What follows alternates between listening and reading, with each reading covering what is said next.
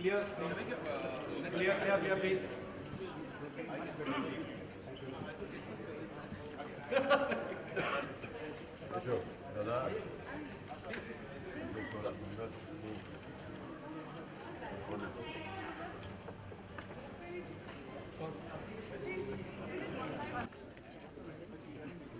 ईश्वर बोलो.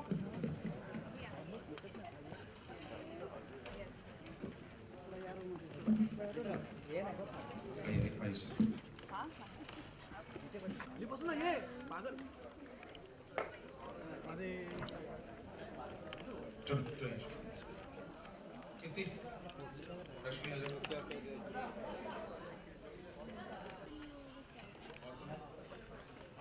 ये audio level कम कर रहे भाई. मैं खड़े रहे. रितेश आइए.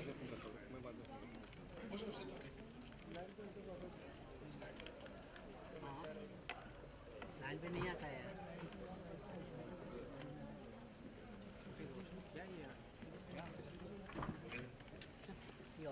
सर का माइक चेक है. थैंक यू बोलता हूँ. दादा thank you so much. Audio बढ़ा दो.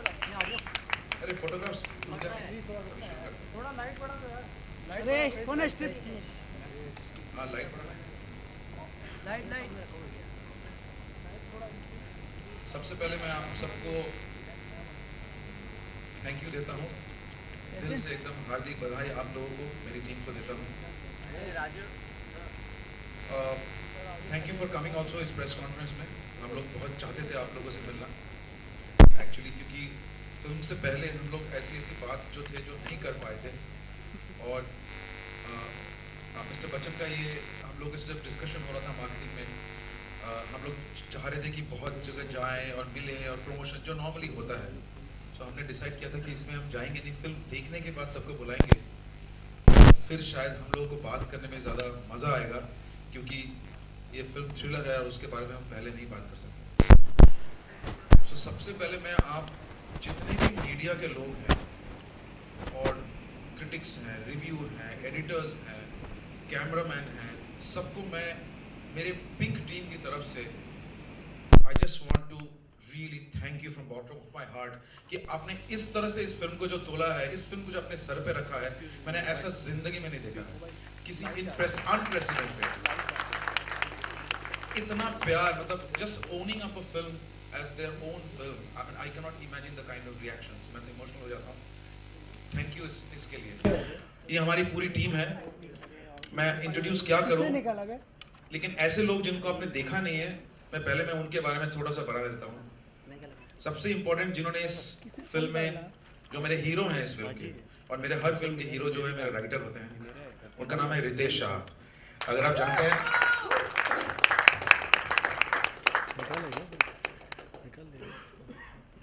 मेरे डायरेक्टर फ्रॉम कोलकाता अनिरुद्ध रॉय चौधरी. और ऐसे लोग जिनको शायद आप नहीं देखेंगे, सामने कभी नहीं दिखता है, लेकिन मैं आपको बता दूं कि उनकी वजह, उनके बिना मैं कुछ भी नहीं हूं, क्योंकि मैंने अपनी जितनी फिल्में की हैं और पिंक में जो भी काम किया है, मेरे कास्टिंग डायरेक्टर जो हैं वो है जोगी हैं, बहुत अच्छा कर रहे हैं. और हॉल से निकल के सब एक ही आदमी एक ही के लिए पहले सबसे पहले पूछते हैं कि वो ऐसे जो महिला जो पुलिस ऑफिसर थी वो कौन थी. वो हैं हमारी ममता, वो हमारी कास्टिंग डिपार्टमेंट की है. हमको लगा कोई नहीं मिला, चल तुम कर लो यार. तो ऐसा हुआ था इनकी कास्टिंग. और एक चीज जिसके लेके सब पूछ रहे हैं कि ये कैसे हो गया, ये पोएट्री किसने लिख दी है कि तू खोज में निकल. उनका नाम है one of the famous known अपने लिटरेचर सेक्टर में और जो वो काम करते हैं, उनका नाम है तनवीर गाजी. इन्होंने बहुत ही जबरदस्त जो काम किया है. मेरे इस फिल्म का जो है, सब लोग बोलते हैं फिल्म बनती कहाँ है.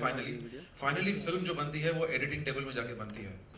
एंड मैं आपको नहीं बता सकता हूँ कि ऐसे एडिटर से मेरी मुलाकात पहली बार हुई, एंड मैं कितना प्रिविलेज्ड एंड ऑनर हूँ कि इस आदमी के साथ मैंने काम किया. उनका नाम है Buddhaditya, first Hindi film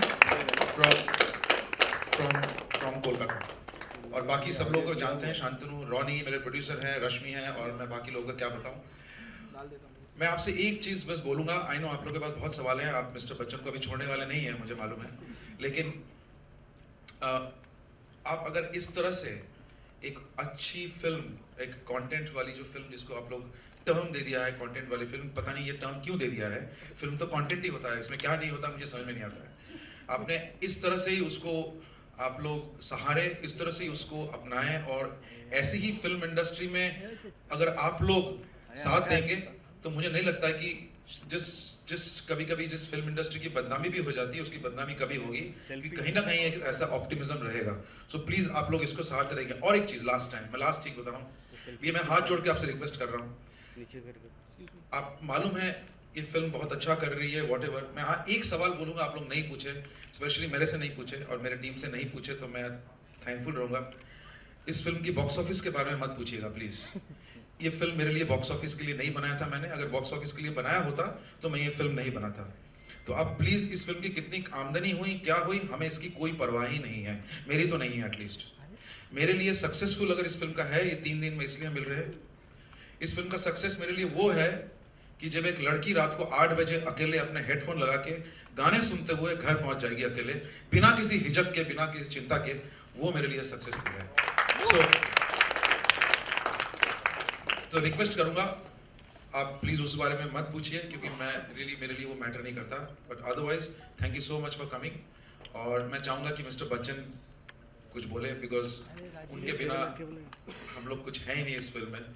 and I think I am so thankful कि वो इस तरह से इस फिल्म में हम सब यंगस्टर्स के साथ, मतलब एक ऐसे यंगस्टर्स की, चलो मैं भी कूद जाता हूँ आज मैदान में, उस तरह से जो एक बिहेवियर, एक एंथुजियाज्म, रियली मैं अप्रिशिएट करता हूँ। आई होप सारे ऐसे ही करें, मैं उनको देता हूँ। सबसे पहले बहुत बहुत धन्यवाद आप सब लोगों का। और सारी बातें जो है वो शुजीत ने कह दी हैं। ये जो प्रथा है, जहाँ हमको लगा कि हमें आप लोगों से मिलना चाहिए, बात करना चाहिए, ये मेरी पिछली फिल्म आई थी 3, उस समय हमने इसकी शुरुआत की। कई बार ऐसा होता है कि फिल्म हम लोग बनाते हैं, बनाने से पहले उसके प्रमोशंस में जाते हैं, आप लोगों से मिलते हैं और हाथ जोड़ते हैं, आशा होती है कि आप लोग इसका प्रमोशन करेंगे, लेकिन जब फिल्म रिलीज़ हो जाती है तो आप हमें भूल जाते हैं, हमें आपको भूल जाते हैं। मुझे लगा कि क्यों ना फिल्म रिलीज़ होने के बाद अगर आप लोगों के मन के अंदर कोई ऐसे प्रश्न हो, कोई ऐसी डिबेट करने की विषय हो, तो हमें फिर से आपके सामने आना चाहिए। और क्योंकि मैं ऐसा मानता हूँ कि हमारे देश में, ख़ास तौर से फिल्म इंडस्ट्री में, डॉक्यूमेंटेशन की जो प्रथा है वो है नहीं। कई बार ऐसी बहुत सी बातें होती हैं जो हमारे मन में रह जाती हैं, जो आपके मन में रह जाती हैं, कभी बाहर नहीं आ पाती हैं।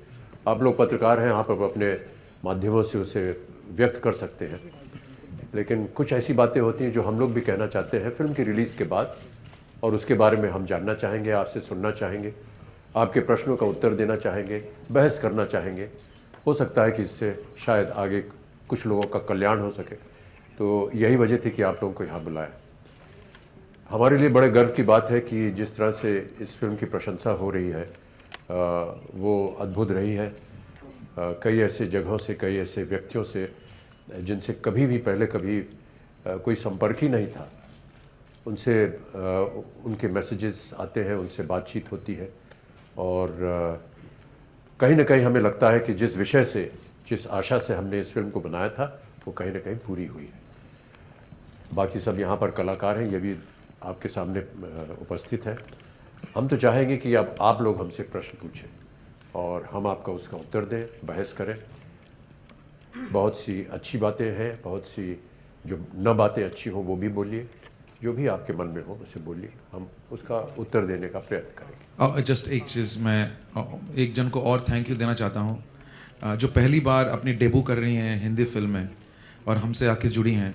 वो है बहुत ही फेमस टेलीविज़न की प्रोड्यूसर एंड क्रिएटिव प्रोड्यूसर रश्मि शर्मा। उन्होंने एकदम मतलब खुले दिल से मेरे को फर्स्ट डे से सपोर्ट किया है, तो मैं उनको भी बहुत आभारी हूँ। बट मैं चाहता हूँ कि let's open the forum and then let's start taking the questions, and then जो जो होता रहेगा हम बताते रहेंगे। पूछ लीजिए अगर कुछ। अमित जी, मेरा नाम आलोक है, मैं आपके सामने हूँ। हाँ जी सर, सवाल ये है कि ऐसे कई फ्राइडे आए होंगे आपके पूरे करियर में अभी तक, और ये फ्राइडे कितना खास था? इस बार जिस तरीके से फिल्म को हर एक वर्ग ने सराहा है, तो ये शुक्रवार कैसा रहा आपके लिए? जी, यही मैं कह रहा था कि इस बार कुछ अजीब से वाक़या हुए और समझ में नहीं आया कि उनके साथ हम लोग जूझें कैसे, कैसे उसको स्वीकारा जाए। कोई यार हमारी टांग तो नहीं खींच रहा है, कोई ज़बरदस्ती तंज तो नहीं कर रहा है। ऐसा कई बार होता है। हम लोगों का जीवन ऐसा ही है। हम लोगों को जब ज़्यादा तारीफ़ कोई कर देता है तो लगता है यार शायद कुछ गड़बड़ हो गया हमसे। तो यही हमारी फीलिंग्स थी। लेकिन जब बार बार उसी चीज़ को वो कहते गए, मानते गए, तो कहीं ना कहीं हमें लगा कि सचमुच ये जो प्रशंसा है ये एक सच्चाई है, ये दिल को छू गई है। बहुत अच्छा लग रहा है। एंड मैं कैप्टन ऑफ द शिप से भी कहना चाहूँगा कि बहुत ही बेहतरीन फिल्म बनाई है अनिरुद्ध साहब आपने। ये जिस तरीके से आपकी फिल्म को बहुत सराहा जा रहा है, इसे कैसे ले रहे हैं आप? I am overwhelmed. I am extremely happy. And this film is for all the women and men who got humiliated for the past, few decades. And I thank Shujit to hold my hand and to help me to do this. I am choking, and I thank all my collaborators, all my actors, everybody. My music director, editor, everybody, my cinematographer, the way they helped me, they were beside me, it's like a family. And this is a very personal venture for us. This is not a commercial venture. And I thank Mr. Amitabh Bachchan to say this word, no means no. And this is enough, and this is end of everything. Yeah, absolutely. सबको बता दूं तापसी जी भी आ रही है, तो just she is coming in a few moments. Yeah. Hello Bachchan sir, right में आपके यहाँ पे धीरेन्द्र मिश्रा बॉलीवुड नज़र से। सर, जब आपके पास पिंक की कहानी आई तो उस दौरान आप कितने कॉन्फिडेंस थे और आपको कितना भरोसा था कि फिल्म इस तरह से कामयाब होगी, लोग इतने सराहेंगे आप इस फिल्म को? कामयाबी हमने कभी सोची नहीं थी। मुझे लगा, और जैसे कि कई बार हमने अपने इससे पहले जितने भी हमारा परिचय हुआ पत्रकारों से, हमने उनसे यही कहा कि जब शुजीत ये एक सोच लाए हमारे पास, वो विषय ही मेरे लिए प्रबल था। 2-3 मिनट में हमने कहा हाँ, इस विषय पे हम काम करेंगे।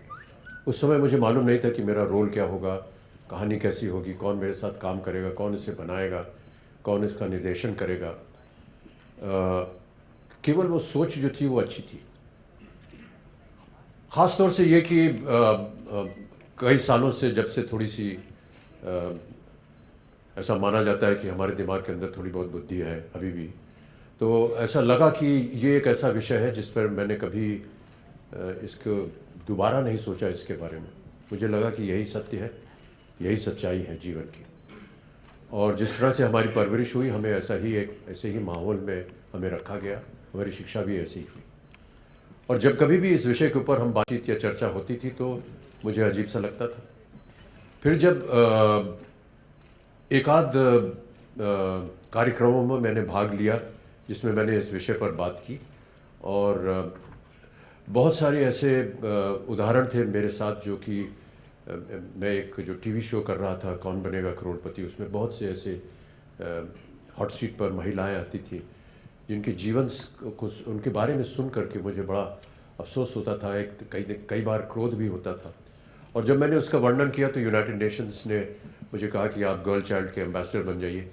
तो उसके संदर्भ में भी जब मैं काम कर रहा था तो बहुत सी ऐसी घटनाएं सामने आती थी। तो कहीं ना कहीं मेरे मन के अंदर ये विश्वास था कि इस विषय के ऊपर इस तरह की एक फिल्म बननी चाहिए। सुजीत सर, आपसे भी सवाल है कि बहुत अच्छी फिल्म बनाई आपने, बहुत बढ़िया फिल्म है, लेकिन और भी हमारे हिंदुस्तान में और भी बहुत सारे ऐसे मुद्दे हैं, जैसे आपने महिलाओं को लेकर फिल्म बनाई है, लड़कियों को लेकर फिल्म बनाई है, और भी सारे मुद्दे हैं, तो आगे चल के क्या उस पर फिल्म बनाएंगे?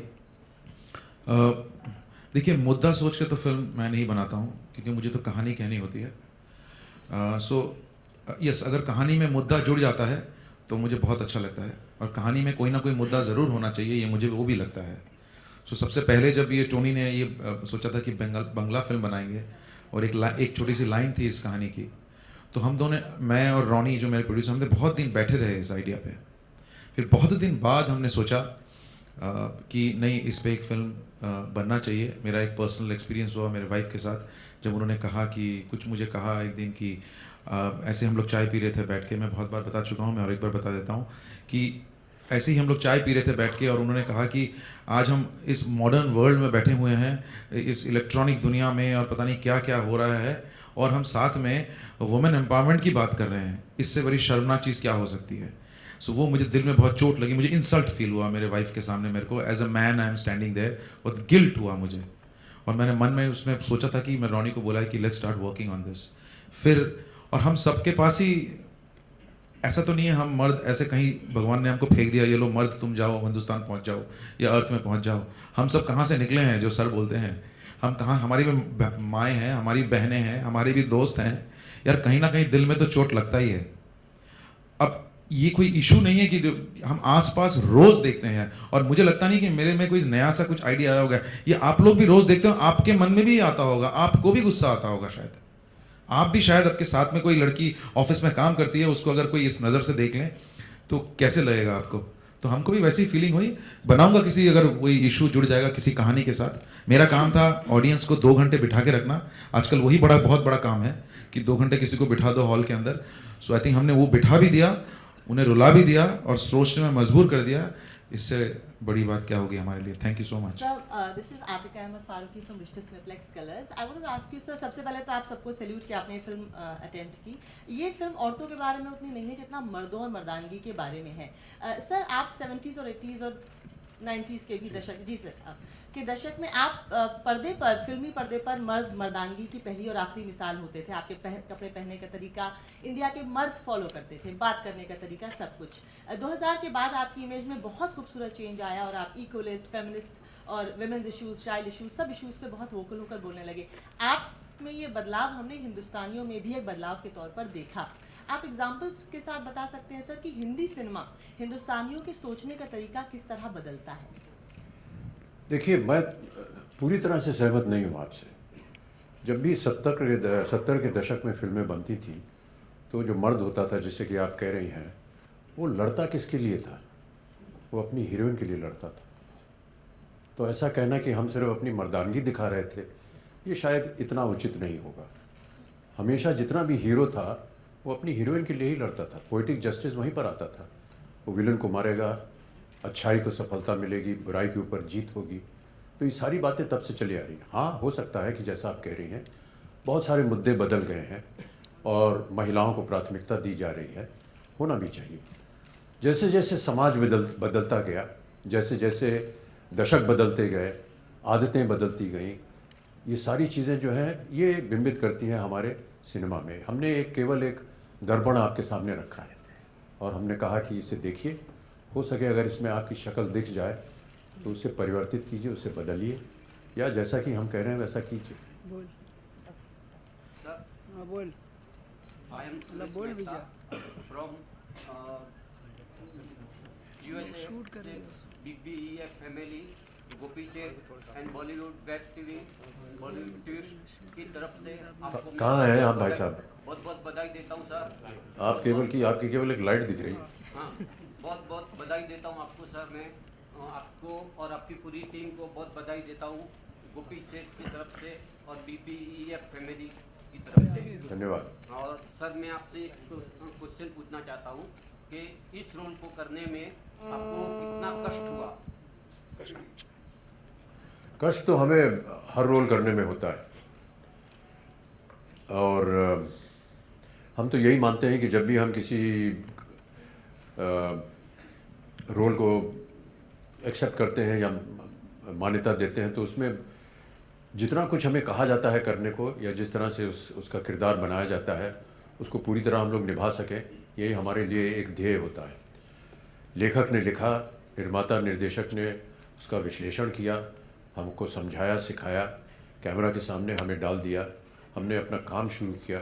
कई बार ऐसा होता था कि हम गलत दिशा में जा रहे हैं तो वो हमें सही दिशा दिखाते थे, तो अंत में हमने वही किया जो हमको बताया गया करने को। कष्ट तो हमें प्रत्येक फिल्म में होता है।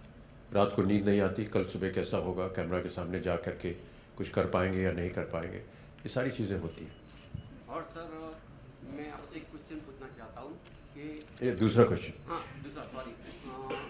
इस मूवी के मैसेज से आप कितने सहमत है, कितने परसेंट सहमत है? जी, मैंने कई बार कहा है कि जो कुछ भी मैंने इस फिल्म में एक संवाद के तौर पर कहा है, वो यदि मैं ये फिल्म में काम न करता होता तो भी मैं अपने निजी जीवन में ऐसा ही सोचता, ऐसा ही बोलता। जी बच्चन साहब और रूना एक सेकंड सर, आपके यूएस बिग बी फैमिली के लिए आप कुछ मैसेज दीजिए, क्योंकि ये धन्यवाद, बस इतना ही कहूँगा। Okay sir. बाकी सब आप ब्लॉग पे आ जाइएगा, लिखूंगा वहाँ। जी बच्चन साहब रूना बीबीसी से जी जी, सर अच्छा लग रहा है आपकी पूरी इस टीम को आप बैठ जाइए, ऐसी कोई Thank जरूरत you. नहीं। एक बात होती है जब भी कोई एक वाकया होता है, वो अच्छा हो बुरा हो, हर उम्र में उसको देखने का नज़रिया बदल जाता है। जब आज आप 70 के सावन को देख रहे हैं या 73, 74 इस उम्र के दरमियान है, क्या आप अपने उम्र वाले, हम उम्र वाले लोगों से कुछ अपील करेंगे कि शायद वो भी आपके साथ वाले लोगों के साथ जुड़कर इस वाकयों को, ऐसे वाकयों को चेंज करने में कुछ मदद करें? मेरा ऐसा मानना है कि जितना कुछ भी हमने अभी सुना है, जिस तरह से हमारे पास लोगों ने पत्र भेजे हैं, मैसेजेस भेजे हैं, मुझे नहीं लगता कि किसी को अब बताने की ज़रूरत पड़ेगी। मुझे ऐसा लग रहा है कि जैसे जनता जो है वो हमेशा होशियार रहती है। जनता जनार्दन है और वो समझ गई है कि हम लोग क्या कह रहे हैं। हमने इस फिल्म में कोई भी प्रचार नहीं किया, ना ही हमने कहा कि आप ऐसा कीजिए, ऐसा मत कीजिए। हमने केवल, जैसा कि मैंने कहा, एक शीशा आपके सामने रख दिया है। और जनता बहुत ही होशियार है। देश की जनता जो है वो देश चलाती है। उन सब ने ये समझ लिया है कि हम क्या कहना चाह रहे हैं, और अपने आप में वो कहीं ना कहीं एक विरोध है उनके मन में, कहीं से कहीं एक ऐसी विचारधारा उत्पन्न हो रही है जो कि हमें लग रहा है कि एक जैसा मूवमेंट शुरू हो गया है। बहुत से लोग आए हैं हमारे पास जिन्होंने स्वयं कहा है कि मैंने एक फिल्म बनाई थी बागबान, और बागबान बनाने के बाद एक किस्सा हुआ जो कि एक उदाहरण के रूप में मैं आपको बता रहा हूँ। बागबान देखने के बाद एक शख्स ने, जो कि लंदन में रह रहा है अपने परिवार से, भारतीय है, इमिग्रेंट है, अपने परिवार के साथ वहाँ रह रहा है, उसका फ़ोन आया डायरेक्टर रवि चोपड़ा के पास रात को 2 बजे। उसने कहा, सर मैं लंदन से बोल रहा हूँ, मैं अभी अभी आपकी फ़िल्म बागबान देख करके निकला हूँ। मैं आपको बताना चाहता हूँ सर कि मेरे परिवार में मुझे मेरे पिताश्री से झगड़ा हो गया। मैं 25 साल से उनको मिला नहीं और देखा नहीं, हालांकि हम एक ही शहर में रहते हैं। मैंने अभी अभी आपकी फ़िल्म देखी है और मैं अभी अभी जा रहा हूँ अपने पिता के घर, पहली दफ़ा 25 साल के बाद, और जा कर के उनसे बोलूँगा आई एम सॉरी। इस तरह की भावना जो है, मैं ऐसा उम्मीद करता हूँ कि इस फिल्म पिंक के बाद बहुत से लोग इस विचार को सोचेंगे और ध्यान में रखेंगे कि जो कुछ भी हमने इसे ज़बरदस्ती दिखाने की कोशिश नहीं की, केवल जैसे कि मैंने कहा है एक दर्पण दिखाया है, उसके ऊपर सोचेंगे, विचार करेंगे। और अभी दिल्ली में हम लोगों ने बहुत से ऐसे शोज़ रखे जहाँ पर बहुत ही विख्यात लोगों ने इसे देखा, लॉयर्स ने देखा, बिजनेसमैन ने देखा, राजनीतिज्ञों ने देखा। सबके मुंह से एक ही आवाज़ निकली है कि यार ये हमें कुछ करना चाहिए इसके बारे में। Amitabh sir, sir on your left, sorry on your right, sir इधर इधर। Hi sir, Unnati from mid day. बैठ जाइए madam ji. Thank you sir. Amit sir and Sujit sir, first of all, congratulations for the grand success of the movie. Sir, Amitabh sir आपसे question था, आपने इस movie के बाद अपनी नव्या को एक लेटर लिखा था सर। सो आज की पीढ़ी के हिसाब से आप उनको क्या कहना चाहोगे? अगर इस एक कलाकार एक मूवी करने के बाद उसका एक इम्पैक्ट होता है उस कलाकार पे। So we believe sir that if you say something to the coming generation, I think it would make a big difference. So. Yeah, I think that there were a lot of questions asked as to why you wrote that letter and whether this was a farce or a deliberate promotional technique. You can look at it whichever way, but let us tell you how we actually arrived at that. While we were promoting the film, there were many interviews that we were doing. And each interviewer, all of you, some of you are here, were wanting to know what is Pink, what is this film about, and we were unable to come here. We were unable to describe the content of the story without disclosing the story. And because it is a thriller, we were unable to describe what Pink was and what it meant. Shujit said that, why don't we take the essence of the film and put it in a form of a letter, and why don't you write it to your granddaughters? It will be a nice gesture, and it will be something that we will be able to convey to the audience without revealing the letter. So what you saw in the letter was actually the essence of Pink. And I think that is what went out. Yes, it worked as a good promotional device, but then, you know, promotional activity is a very wide term. And we can have a discussion on that if you like today. But it's a very wide term. I mean, even, let's not get into that. But yes, the letter was emotional. It was, I felt that it addressed all daughters, all granddaughters. And I had such an immediate reaction from my own daughter and my own granddaughter the moment that letter went out, even though they were out of the country. And I got such an immediate reaction, which normally I mean, yes, we talk to each other almost every other day, but this was so immediate that it conveyed to me that कहीं ना कहीं ये बात उनके घर कर गई. मेरी पोती ने, जो कि अब न्यूयॉर्क में पढ़ रही है, वो 18 वर्ष की है, उन्होंने इमीडिएटली मुझे फ़ोन करके कहा कि नाना आपने जो लिखा है, I promise you that I will follow exactly this. And my daughter, who said that, you know, I've been trying to teach Navya all this for so many years, and I'm tired of telling her all this, and just through one letter you have conveyed what I had wanted to do for so many years. So I think that it had an immediate impact, and I hope that many other granddaughters and daughters will follow. Sorry, I just want to, बीबी से आपका जो एक reaction आपने बोला था क्या effect करेगा, मैं आपको जस्ट बता दूं. Yesterday I got a call from on Twitter itself from somebody that एक बाप ने फ़ोन किया था कि और उनकी जस्ट अभी बच्ची हुई है, एक बेटा हुआ है, 4 दिन का है.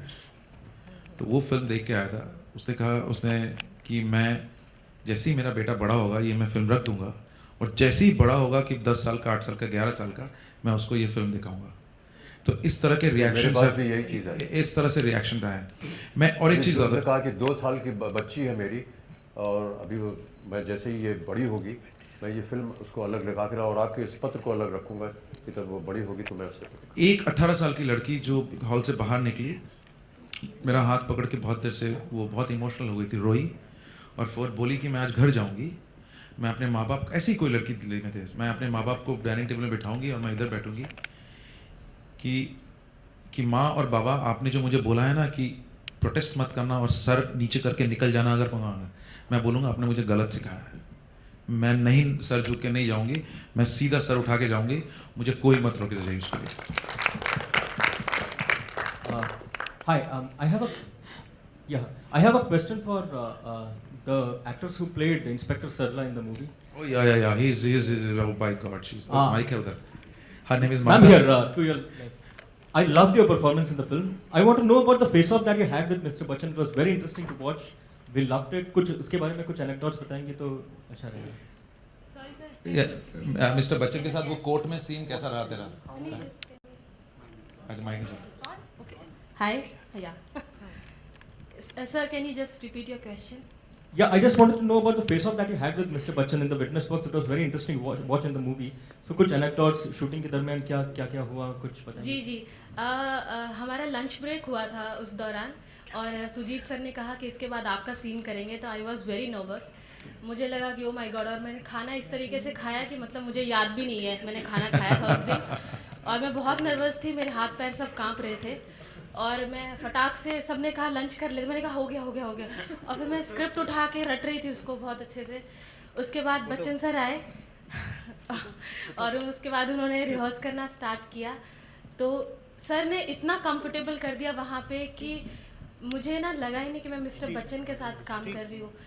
इतना झूठ बोलने की आपको जरूरत नहीं है. सीरियसली सर, इतना पानी बनाए चली जा रही है. मैं उस ऑरा में थी कि ओ माय गॉड, अगर मैंने फंबल किया तो सर मुझे ऐसा लुक देंगे और मैं तो वहीं पे पानी हो जाऊंगी डर के मारे. सो इतना ईज कर दिया, मेरी लाइंस ना यूँ निकल के आ रही थी फटाक से, बहुत ease. Thank you so much sir. मैं शायद मुझे प्लेटफॉर्म दोबारा मिले ना मिले बोलने के लिए. Thank you so much sir, आपने मुझे इतना कंफर्टेबल किया. Mamta you were outstanding, fantastic. Just आप बहुत बढ़िया थी. आप बोलिए सर. और बोलना थैंक यू. तो वो सर ने इतना इजी कर दिया इसलिए वो सीन इतना बेहतरीन निकल कर आया है। रितेश जी ने इतने अच्छे डायलॉग्स लिखे थे। जब हम लोग कर रहे थे ना तो पता नहीं था वो इतना हिलेरियस होगा। वो जब वहाँ पे क्लैपिंग बज रही है, ये हम सीन शूट करते वक्त तो बिल्कुल नहीं लगा था। ये ज़रूर लगा था कि बहुत अच्छा सा क्रॉस क्वेश्चनिंग हो रही है कि जो सरला प्रेमचंद है उसका रियल फेस नज़र आ रहा है। और ऐसा अक्सर होता है दिल्ली में मैं ब्रॉटअप हुई हूँ, तो इस तरह की चीज़ें हर कोई फेस करता है शायद अपने लेवल पर। Thank you. Amit sir, a question to you. Of the many opinions that we have been seeing on social media, one opinion that really attracted a lot of criticism was an opinion of former Supreme Court Justice Markandeya Karjo. He said that Amitabh may be a good actor, but he has nothing in his head. He doesn't have any solutions to the problems of this country. Yeah. So how do you react to such? That is Mr. Justice Markandeya Karjo. Yeah, he's right. I really don't have anything inside my head. So, do you think it is the prerogative of an actor to offer solutions to the problems of the country? No, we can be part of what is going on, and we work towards it. But he's right. My head is khalas. Amit ji, कहाँ हैं आप भाई साहब? हाँ जी।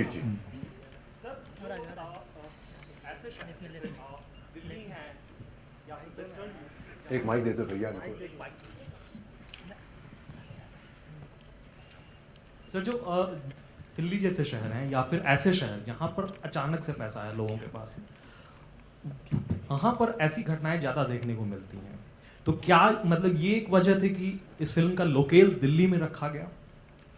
ये शुजीत ज़्यादा answer कर पाएंगे।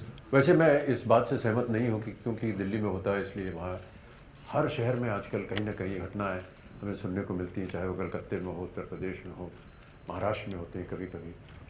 ये एक पूरे देश में हो रही है और हमारे लिए चिंता का विषय है। स्टैटिक्स हैं कि देखिए जी तो कोलकाता या फिर मुंबई जैसे इलाके हैं, वहाँ कम है। स्टैटिस्टिक्स आ जाएंगे तो हिंदुस्तान के बाहर भी बहुत सारे ऐसे कंट्री हैं जैसा बहुत ज़्यादा है।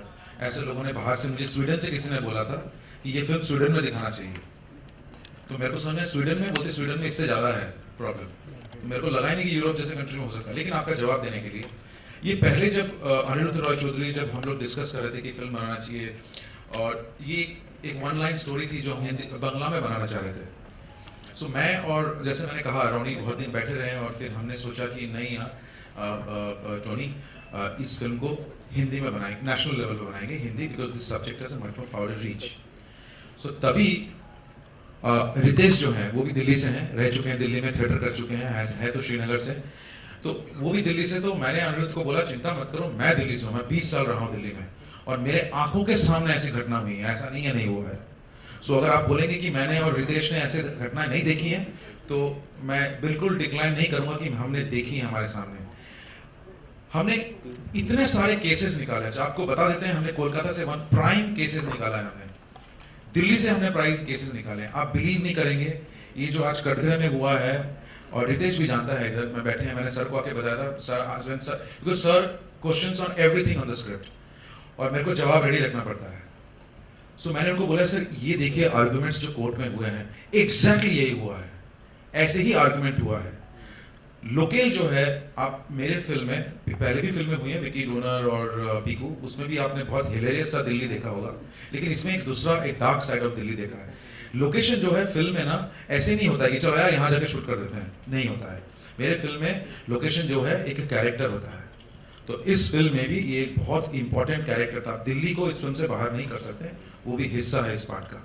लेकिन स्टैटिस्टिक्स तो बहुत जगह से निकल आएंगे, यूनिवर्सल प्रॉब्लम है। तमिलनाडु से फोन आ रहे हैं दोस्त, तमिलनाडु से फोन आ रहा है, कोलकाता से फोन आ रहा है कि उनको भी यही प्रॉब्लम होती है, मतलब शीशे जो है उतरने लगते, स्लो हो जाता है गाड़ी। और सर जो ऐसे वाकये हैं और मतलब रेपिस्ट के लिए उनके लिए हम जो है फांसी की सजा मुकर्रर करके ऐसी प्रॉब्लम्स को मतलब लगाम लगा सकते हैं इस प्रॉब्लम्स पे। आप ऐसे पूछ रहे हैं, सबसे पूछ रहे हैं? सबसे। He's saying about the rape law, about hanging. See, yeah, that's the law of the land. We are nobody to decide on the law of the land. We are here to reflect what the society has shown us and what we see around the society. But let the, yeah, just one. I'll just give Shantanu. So I am not here to dictate, give any dictate on that. जब rape की स्थिति होती है वो दिखता है, ये problem तो भयंकर है, ये तो विजुअल रेप होता है। मैं दिल्ली का हूँ, बस में ऊपर से नीचे तक घूरते हैं, उसका तो there can not be any law, it is what we have to change within ourselves. I think that is a bigger problem. And there's been a lot of discussion about capital punishment, कि ऐसे लोगों को hang किया जाए, कि capital punishment होनी चाहिए नहीं होनी चाहिए। And there also there have been 2 or 3 opinions about capital punishment. Many say that so and so murdered somebody, he should be hanged. And then there is a whole process of law that takes place. And say after 2 years, 3 years, 5 years, 6 years, the final judgment comes, yes, hanging to death. The argument that was given at that time, and this is not my argument, it's just something that I keep reading, is that you are replicating for the murderer what he did to the victim. He killed, therefore he must die. And the argument that they made is very strange. They said the person who was killed immediately on the spot, perhaps without knowing.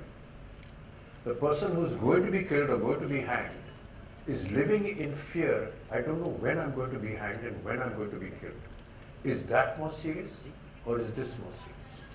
It's a huge question mark. Because that person who's in jail, who doesn't know what his fate is going to be, is living in fear every second कि आज मेरी मृत्यु होगी या कल होगी या 4 साल बाद होगी.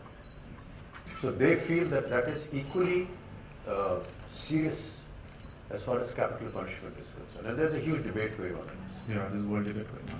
लेकिन सर आपका पॉइंट ऑफ व्यू क्या है? क्या होना चाहिए कैपिटल पनिशमेंट ऐसे क्यों? कि कानून तो बन ही रहा है, बहुत से कानून बन गए हैं और कई जगह उनका दुरुपयोग भी होता है. बहुत से लोगों का ऐसा कहना था कि सर ये जो महिलाओं के लिए तो आपने कर दिया है, मर्दों के लिए नहीं किया. और वो कहते हैं कि सर कई बार ऐसा होता है कि महिलाएं जो है क्योंकि उनको मालूम है कि कानून इस तरह का है, वो जानबूझकर किसी मर्द को फंसा देती है. सर इसने मुझे मोलेस्ट किया, अब आप उसको प्रूव करते जाइए, तब तक वो तो अंदर हो गया. But that case was, that matter was very क्या भैया ये क्या है इसकी जरूरत नहीं है. उसकी भी एक छोटा सा मेंशन है. हमारे शुरुआत में जब प्रोसिक्यूशन के लॉयर पीयूष मिश्रा जी आर्ग्यू करते हैं तो इसी बात को उठाते हैं. लॉज ऐसे बन गए हैं where women are misusing this law against men, and there have been actually I don't mind stating it, there are many friends of mine who have come and said that some of their friends are actually in jail because the woman has misused this law against them just because they weren't able to comply, if I can put it mildly, to what the lady was wanting, and therefore he's in jail now. So it's working in reverse also. Very few cases, and they can be fought in court and all that. But yes, that is also happening, and that mention was made by the prosecution, Piyush Mishra, in the film, in the beginning of his argument. His opening argument was opening that. argument was that. Hello, sir. Yes. Hello. One second, just give him a mic. I want to firstly congratulations. It was one of the best films ever made in India. Outstanding in the world.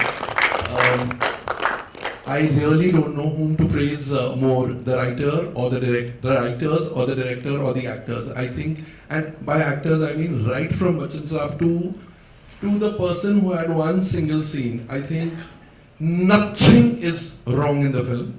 I want to know 2 things from the writers. This scene where Bachchan Saab asks Meenal, are you a virgin? Are you a virgin? Did you all think that you all would get the answer as no? 10 years back, probably, if this film was made, the heroine would have been shown to be a Murat of virtues. I am not let a boy touch me and all. So to take this step and therefore alienate probably the 40 or 50 plus audience. Shayad they are such orthodox audience, they may say अगर ऐसी लड़की है तो फिर तो इसका ऐसा ही होना चाहिए. There is a chance. Did you all deliberate on that, or it was the first thought and therefore you all went with it? And secondly, whose idea was it to show the entire drama जो hotel room में हुआ, right in the end titles? I think the person who has thought of this, there can be no more intelligent person in Bollywood. It is a master stroke. It is a master stroke. I don't know how anybody can think कि जिस जो crux है film का वो मैं last rolling titles में दिखाऊंगा. That also proves your genius because nobody gets up from the chair because that is अरे ये हमने देखा, you know, that kind of a thing. So that I got the answer. And that the previous question, that virgin part, was it too much of a hassle to come to the conclusion? Brilliant question, sir. Thank you so much for asking this. We have been asking for this kind of a debate rather than anything else. We really want to talk about it. It drained out writing that scene. Well, virgin in my films, I mean, sorry, Ritesh and Tony on that, has also existed in Piku also. Yes. A father tells a probable groom that my daughter is not a virgin. Do you want to still marry her? He asks directly, as direct can if a father can. So, no, it's that question has never, that, you know, it's going to humiliate somebody or this. Have you ever known or have you heard anywhere that a man has been asked, are you a virgin? We have never done that. Never. I just want to add this because this is what we discussed earlier on. Every time we ask a question to the woman, are you a virgin? It's a question mark. Every time we call it to a man, it's an exclamation mark. It's as though this is something great that he has achieved. Why is that? To give a brainstorm, how did we come to that scene? Yes, yet it was deliberate. So when Ritesh and me were discussing the script and the take, the one thing that occurred that Ritesh will have to prove one important thing. A woman is drinking in the night in one hotel room with few boys, right? This woman has gone through many possibly sexual what do I say? Experiences.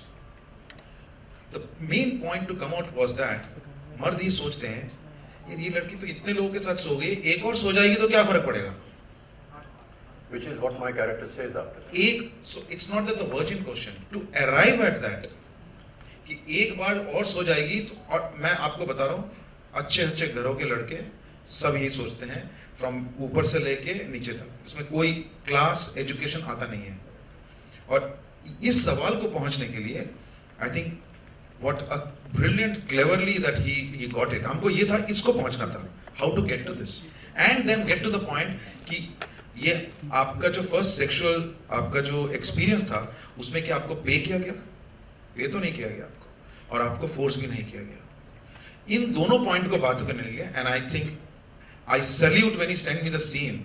मैंने उसको बोला, रितेश तेरा हो गया, तू तो पार हो गया अभी. And I think he did brilliant. I would want him to talk on this. He is just done a brilliant job on this.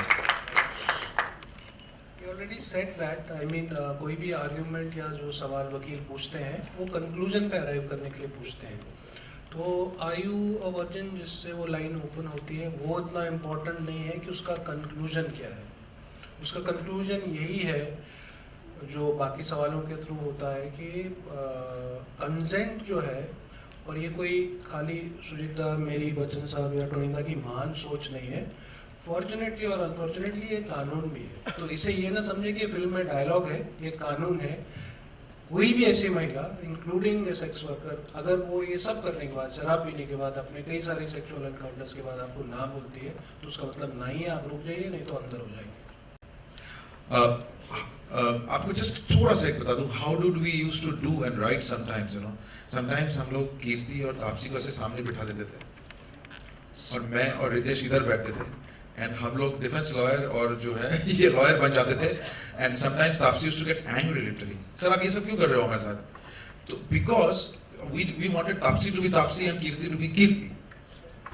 हम लोगों ने वैसे ही डिसाइड. किसी ने हमको कॉस्ट्यूम्स को लेके पूछा था. आप बिलीव नहीं करेंगे, सबसे पहले मैं इनको जाके पूछता था, यार ऐसी सिचुएशन तुम लोग क्या पहनोगे? ये नहीं कि कोई टिक टैक फ्रॉम अस कि ये पहनना है तेरे को, because it is their film and they feel we are not a woman, so they will know. Sir, हम ऐसे मोड में यही पहनेंगे. मैंने ठीक है, तुम ऐसे मोड में यही पहनो. So that's why this natural जो उनकी जो आई है behavior because of this. Sorry. मेरा आंखों के सामने हुआ था. I want to tell you something. One instance in Calcutta, in a particular society, I used to know a young girl. She did something good. They had a party. She came to me she told me in the morning the society people are throwing her out, and they are telling that she was doing wrong things because she was having a party. Maybe she was drinking with men and other women, and from the society, women were also there. And there, another instance, I was in a debate in a regional television after a particular rape case, where I told a woman has every right to go to a pub, but that doesn't mean people will take her for granted. But I was stopped. No, a woman can't go to a pub at 12 o'clock in the night. So out of all this angst, out of all this suffering, I think this happened.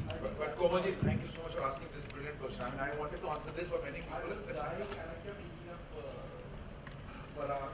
I think the scene for me, I have to. Thank you for asking the question. I want to answer. I think that is why this, we talk about cinema changing and cinema changing people's thinking, modern cinema, forward-thinking cinema. In the true sense of the term, we all have achieved what 90% of people have been talking about. This is forward-thinking cinema, and this is cinema which can change people's viewpoint and people's thinking. Genuinely, I'm telling you, 90% of us, and it takes great courage to say that हमारी neighbour के साथ ऐसा हो जाए, अगर कोई लड़की रात को लड़के के साथ आती है, लड़की के साथ बैठ के शराब पीती है, लड़कों के साथ मूव करती है, हादसा ऐसा हो जाए, we will pretend that we are concerned, दरवाजा बंद करके all of us will say, इसके साथ ऐसा ही होना था, रात को 2 बजे। I promise all of us do that. And this time, this film for the first time tells us, don't go by what she's wearing or with whom she's moving. Probably she's doing all this, yet she will not allow to be used. This film for the first time at least explains to us कि जरूरी नहीं है कि वो जो कपड़े पहनती है, बोलने में डायलॉग्स बहुत बोले जाते हैं, this hits you, it hits you. Superb, sir. Thank you. Hello. अगर you are playing the main bad boy here in the film, आपकी जो व्यवस्था थी वो हमने देखी कि आप खुद अपने आप से मजबूर है क्योंकि आपको ऐसा बड़ा किया गया था। आपके फादर ने जिस तरह का कोल्ड रिएक्शन दिया था सुन के, वो बता रहा था कि इसमें आपसे ज्यादा उनकी गलती है। तो बाप अपनी बेटी को कहता है सर झुका के चलो, प्रोटेस्ट मत करो। बेटी माँ उन बेटों पर फख्र करती है जिनको गुस्सा बहुत आता है। हम सब ने ऐसी माएँ देखी जिनके 4-5 बेटे होते हैं, तो वो बाकायदा इसमें फख्र करती हैं कि हाँ ठीक है, तो मर्द है तो गुस्सा तो आएगा ही, चुपचाप कोने में थोड़ी बैठेगा, ठीक है, उसको प्रोवोक मत करो, that girl was not wearing a dupatta, cleavage दिखा, थिंग्स लाइक दैट। माँ बाप का क्या रोल होता है इस तरह के डेविल्स को क्रिएट करने में सोसाइटी में? आप as the boy in the film who is on the negative side बता सकते हैं? देखिए, पहली बात तो ये है कि ये जो राजवीर सिंह है, he is not on the negative side, इसकी अपब्रिंगिंग कंजर्वेटिव है। तो जैसे आप सुजीता की सारी फिल्में देखेंगे, सब हालात के कैरेक्टर्स हैं। तो राजवीर सिंह भी एक हालात का कैरेक्टर। जिस तरीके से आपने बोला कि हर माँ को गर्व होता है कहीं ना कहीं कि उसके बेटे को गुस्सा आता है, मैं ये कहूँगा कि हर माँ को अपने बेटे पर गर्व जरूर होता है, जैसे कि हर पिता को अपनी बेटी पर होता है। लेकिन मैं ये नहीं समझता कि कोई भी माँ को गर्व होगा कि उनका बेटा गुस्से से अपनी पहचान बनाए। I don't think that. जी, आपकी बात सही है कि कहीं ना कहीं ये जो ईवल थॉट है, या जैसे आपने डेविलिश थॉट बोला, ये जो हर मर्द के अंदर होता है, उसको बुझाने की जरूरत सिर्फ पेरेंट्स ही कर सकते हैं। और जैसे ये सीड है, ठीक है, वो सीड जो माँ बाप है, वही जब बच्चा बड़ा होता है, जैसे हम बात कर रहे हैं, जैसे कि जब बच्चियां जवान होती हैं तो कैसे उनको अथॉरिटी मिलनी चाहिए, तो यही चीज हमें अपने बेटों को समझानी पड़ेगी as parents, even in schools. जैसे मैं आपको बता सकता हूँ, जब मैं स्कूल गया था तो मुझे सेक्स एजुकेशन नहीं मिली थी। ये बहुत एक टैबू सब्जेक्ट रहा है इतने सालों तक। हालांकि आज तक ये पिंक के वजूद से आज थोड़ा मैं भी उजागरित हो रहा हूँ, जो चीजें मैं सुन रहा हूँ। लेकिन जब मैं स्कूल में था तो हमें सेक्स एजुकेशन या अबाउट दी ऑपोजिट सेक्स के बारे में इतना डिटेल में नहीं बताया गया।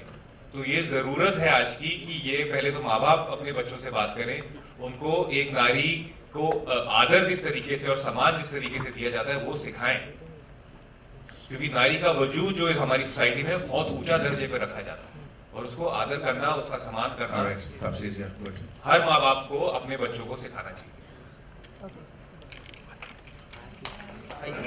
जी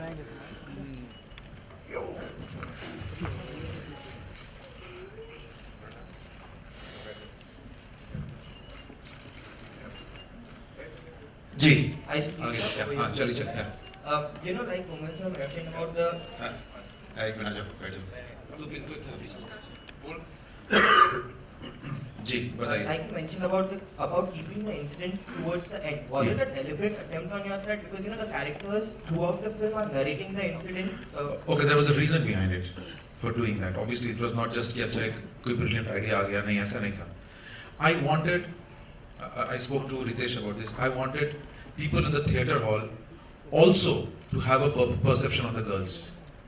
कि मैंने बोला था कि लोगों को सोचने दो ये लड़कियां शायद डिलेमा में रहने दो, शायद ये खराब है, अच्छी है, खराब है, अच्छी है. Because when you're watching the film, it was a very deliberate and I wanted to play with the psyche of the audience, the men who are coming or the women who are coming. So film में तीन चीजें होती है. एक craft होता है, एक honesty of आपकी इंटीग्रिटी होती है, और थर्ड होता है मैनिपुलेशन. मैनिपुलेशन तो हर को सबको आता है, हमको आता है, हम है ही मैनिपुलेटर सब. So आप बिलीव नहीं करेंगे, ऐसे भी लोग हैं वो मेरे को आके बोलते हैं यार उन्होंने पैसे लिए हैं. मैंने बोला यार तुमको समझ में नहीं आया. मैंने बोला यार मेरे को तो हिंदुस्तान छोड़ देना पड़ेगा अगर तेरे को समझ में नहीं आया. नहीं हमको यार बताओ, क्लैरिटी मांग रहे हैं मेरे से. मैंने बोला उसका अगला सीन देखा है आपने? आप बिलीव नहीं करेंगे, अगले सीन में मैंने क्लैरिफाई दिया है. मैं आज बता दूं आपको. रितेश मेरे को सोचा था ये कल मुझे बोले, मैं हर समय क्वेश्चन करता था यार सुजीता ये बार बार क्यों क्वेश्चन, उनको समझ में नहीं आ रहा है. मैंने बोला नहीं यार मेरे को समझ में तो आ रहा है, लेकिन मुझे लग रहा है कि लोगों को समझ में आ जाएगा क्या ये बात, क्योंकि इतनी सटल है. मेरे को तो वो सेकंड वाले सीन में क्लैरिटी करने की भी जरूरत नहीं थी. मैंने कहा कीर्ति का परफॉर्मेंस इतना ही है कि समझ में आ गया कि वो उस सिचुएशन में एग्री कर किया यार कि पैसे लिए, हाँ लिए हैं यार, बोलो अब क्या करना है. ऐसा गुस्सा था उसका, उसने बोर्ड निकाल दिया. लेकिन अब क्या करें, ऐसे भी लोग हैं जिनको नहीं समझ में आया, वो पूछते हैं कि यार पैसे लिए हैं. मैंने बोला यार yes, so sorry about branding, yes exactly. And फलकली सेज दैट कि हाँ हमने पैसे लिए, लेकिन लेने के बाद भी हमने लौटा दिया. ये जो इसने किया ये सही था या ये सही? तो बिलीव मी वो एक सटल इतना था. आपने सही पूछा, so we never wanted that, and that anyway. So this is the clarification on that. और अगले सीन में वो कह देती ना जब मेरे घर में तो सब सो रहे हैं. सर तब भी पूछा है.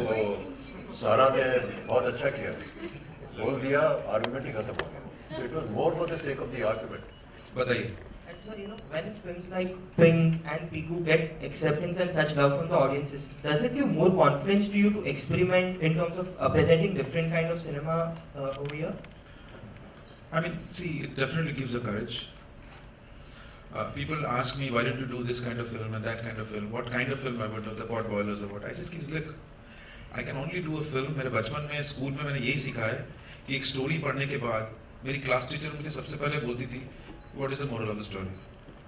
And if I don't have a moral of the story, then there's no point I am here making a story, telling a story.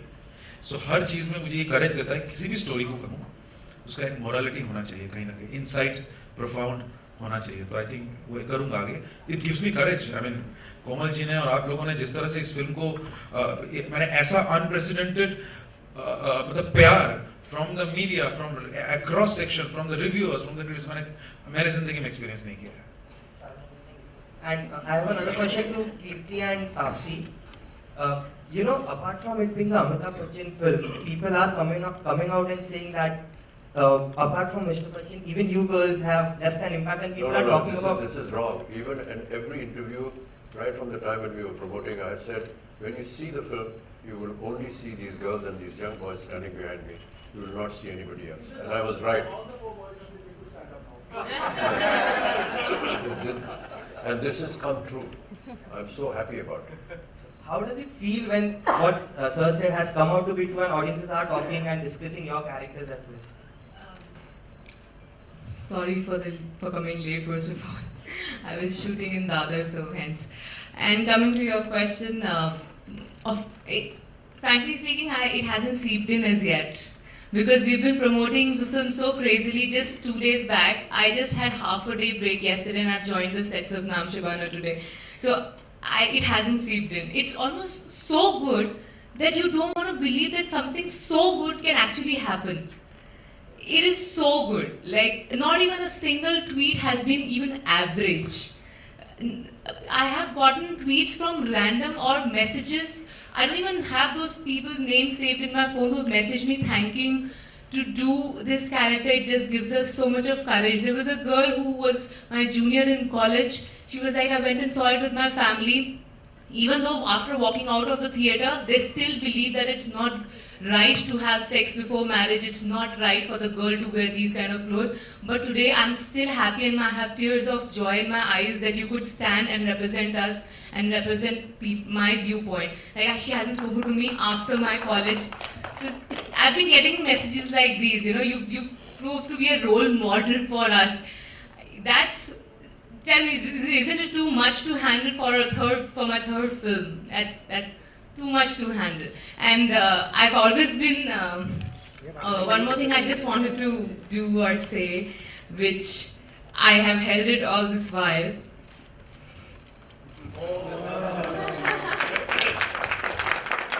Sorry, I don't know how to do it because I belong to the Sikh community, so we don't really touch feet that much. But thank you. That's all. Well, I mean, she has said a lot of things. Personally, it's just very overwhelming, and it's the reactions, the responses, the feedback, the love, the comments. It's just all of it is just too good to be true. Of course, there's Mr. Bachchan in the film, and he represents Bollywood in a way that I think it's unimaginable. So to be in a film, to be in the same frame, to be in the same scene with him, and it's just not us, you know. I think as Komal mentioned, that everybody in the film, even if he or she has one shot in the film, has just done so much justice to the film. And I think the credit totally and completely goes to the writer of the film, Ritesh Shah, the director of the film, Anirudh, and Shoojit Sarkar, for writing such a beautiful script, such amazing characters, and helping us give life to those characters, so much so that everybody is talking about every character in the film. And I think it's just not you are good or she is good. Everybody unanimously is also loving the film, and I think that is the biggest thing. So thank you so much. Thank you. Amit sir, you said in the beginning that it was a deliberate attempt on your part, to promote the movie. It was a deliberate attempt on your part to promote the movie after it releases, so that it evokes some sort of discussion or debate within the media or wherever you guys would go. What are the plans ahead? Where do you all plan to promote the movie? Would you be visiting colleges, and is there any time frame to when you would be promoting Pink? Do we still need to promote it? Do we Talking about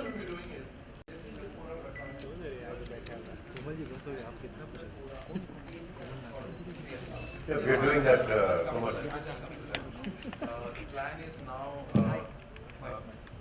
The plan is now, the next visit is Kolkata, where we are having an open discussion.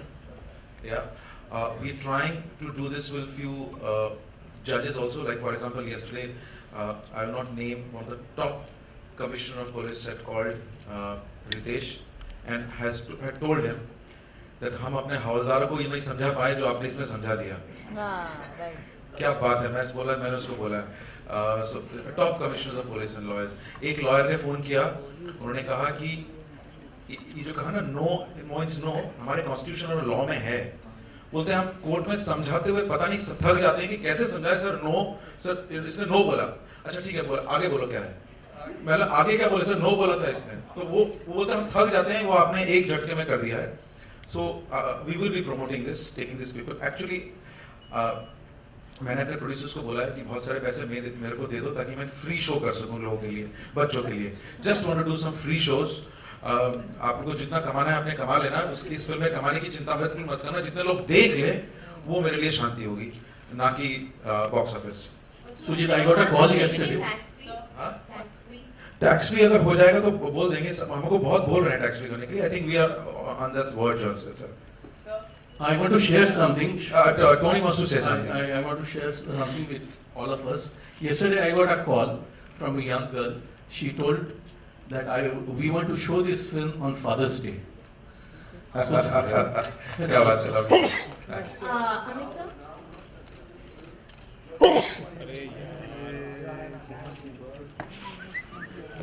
Thank you Komal ji. नहीं कोशिश करेंगे लेकिन नहीं, thank you sir, we are going it, we are आपने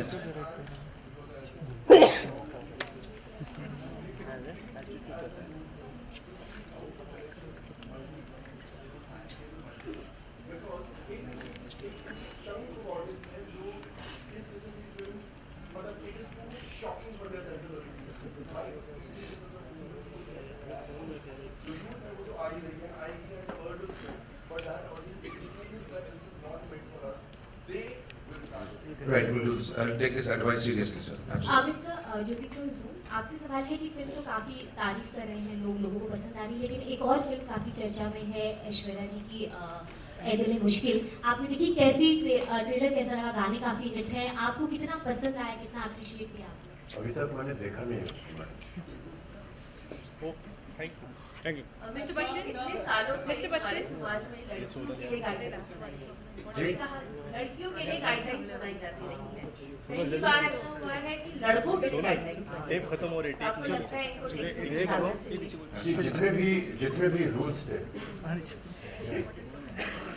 जितने भी हमारे rules थे for the safety of women, वो इतने खूबसूरत तरीके से उसका लेखन हुआ है। कह रहे हैं लड़कियों के लिए, लेकिन है लड़कों के लिए। यही खूबसूरती थी लिखावट में, मुझे लगा। हर एक बात जो दीपक सहगल बोलता है कचहरी में, वो बोलता है उनके पक्ष में, लेकिन उनको मालूम है कि उनके चेहरे के ऊपर एक बहुत जबरदस्त तमाचा है। बाहर बहुत सारे लोग आए सिनेमा देखने के लिए।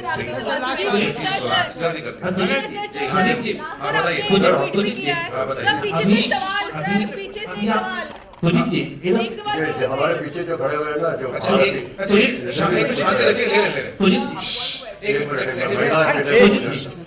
अभी आपने थोड़ी देर पहले कहा कि सभी लड़के ऐसा चाहते हैं, सभी लड़के ऐसा चाहते हैं, तो आपसे और अभी से जानना चाहूंगा कि क्या कारण है कि लड़कों के अंदर जानवर पैदा हो जाता है?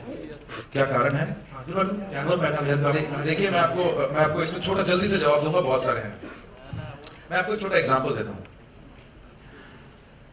भगवान ने जो है ना, मतलब एक कमाल जो काम किया है, वो महिला को बहुत खूबसूरत बनाया है, राइट? इसमें तो कोई डिनाई नहीं है ना, हम जानते हैं ना, हर महिला खूबसूरत है। हम भी देखते हैं एक महिला अगर रियली, चाहे खूबसूरत का मतलब खूबसूरती नहीं है, उनका दिल, जिस तरह से बात करते हैं, एक महिला की कितनी टेंडरनेस होती है, वो कितनी केयरिंग है। मैंने तो आज तक ऐसी महिला नहीं देखी जो केयरिंग नहीं होती है। मैं सब, मुझे लगता है केयरिंग है, लेकिन आप उस औरत को किस नजर से देखते हैं, किस इंटेंशन से देखते हैं, वो इंपॉर्टेंट बात है। आप क्या हर औरत को क्या चाहेंगे आप उसे रहें, अगर खूबसूरत है तो उन पर झपट पड़ेंगे? यही तो कंट्रोल है आपकी, यही तो आपकी सम्मान है। आप कैमरा कहाँ लगा देंगे? पैर के नीचे लगा देंगे या उनके सामने लगाएंगे? ये आपकी अंदर की दिल की इंटेंशन है। मैं इस फिल्म में चाहता तो कैमरा नीचे लगा देता, नहीं लगाया ना मैंने। आपको कहीं भी लगा इस लड़की को कि नहीं? आपको लगा होगा कि ये लड़की मेरी बहन है, मेरी गर्लफ्रेंड है। ये आपकी इनर कॉन्शियस होती है कि आप कहाँ उस कैमरे को लगाते हैं, राइट? उसी से आपकी इंटेंशन मालूम चलती है, आप क्या सोचते हैं और क्या बोलना चाहते हैं। तो इसीलिए यस, आप बिल्कुल सही है, आदमी की एक हैवानियत होती है, एक पावर होती है, लेकिन आदमी का एक कंट्रोल भी होता है, वही को हमको ध्यान देना पड़ेगा। और इस फिल्म में कहीं ना कहीं उसको बोला गया है कि देखो उस नजर से जिसको आप कंट्रोल कर सको। और मैं और एक चीज बता दूं आपको, फाइनली, मैं कल भी बताया था, सॉरी मैं थोड़ा ज्यादा बोल रहा हूँ, लेकिन मैं विश्वास करता हूँ कि एक महिला को पता नहीं मर्द कितना हेल्प कर पाएंगे जिंदगी, मुझे मालूम नहीं है, तो हमारी कोशिश थी। लेकिन एक लड़की और दूसरी लड़की पे अगर खड़े रहे उसके साथ में, if one woman stands by with the other woman, कोई नहीं रोक सकता उनको। एक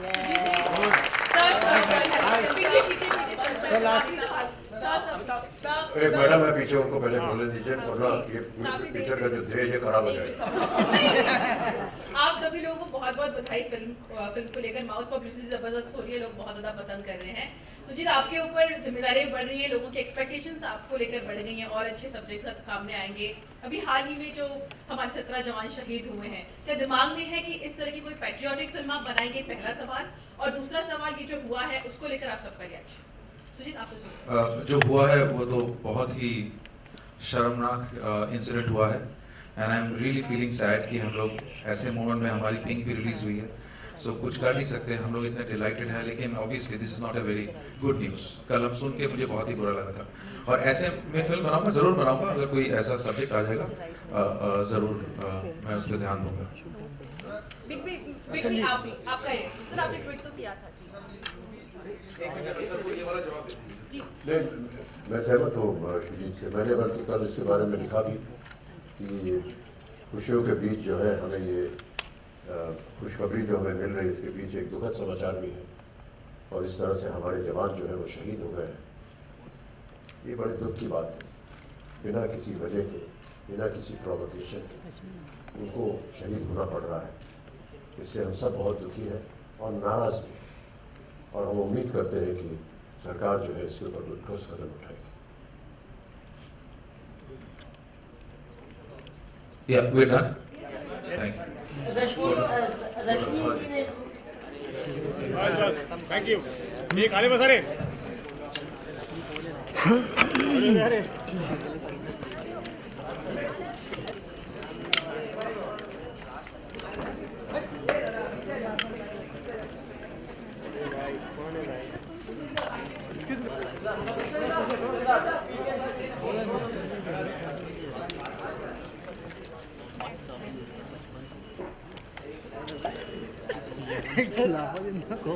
हाँ सुमित ये अब खाली भी रहे कैमरा, ये mobile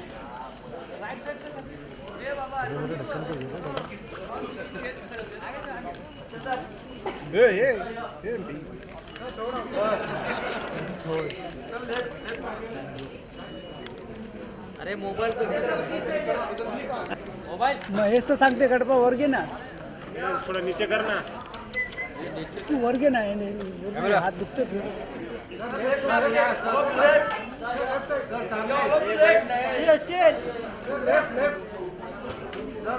Dutta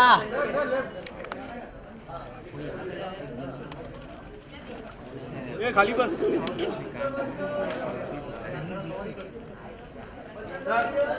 start from left, follow to left.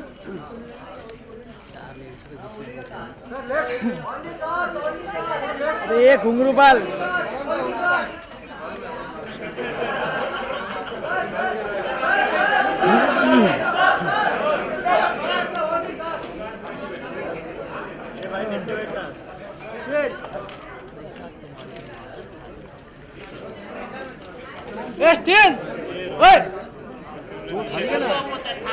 अरे किती 500 ये नीचे करना यार।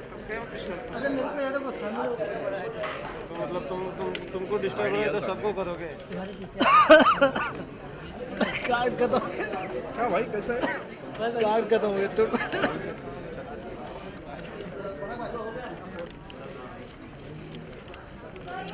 अरे नीचे बैठ जाओ। ए व्हाइट टी शर्ट ए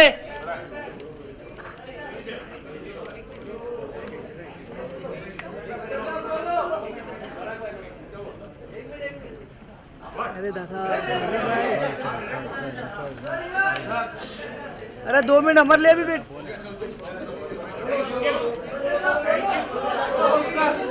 सब तुम्ही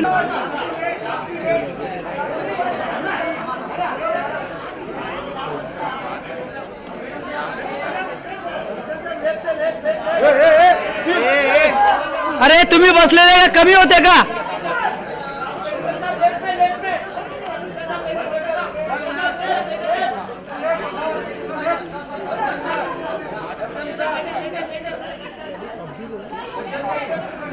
स्टील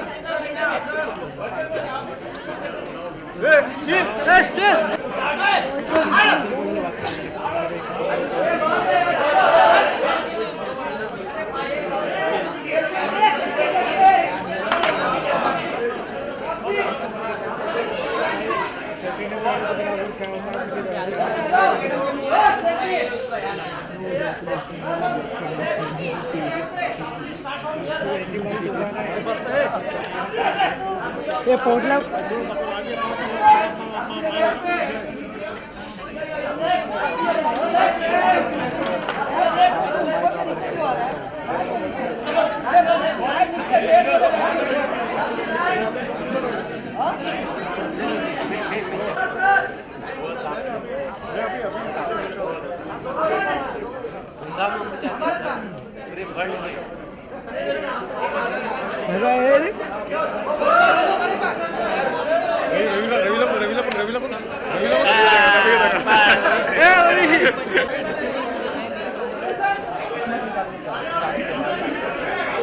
अमित सर इधर आओ, ऊपर आओ।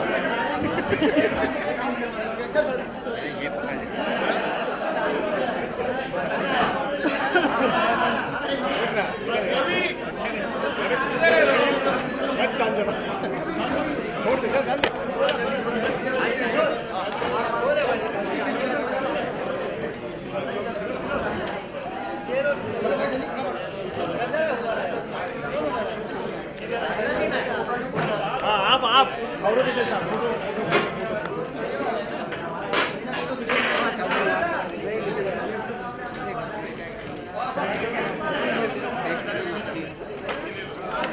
ये बंद कर रहा हूँ अमिताभ बच्चन। ये बंद कर रहा हूँ अमिताभ बच्चन।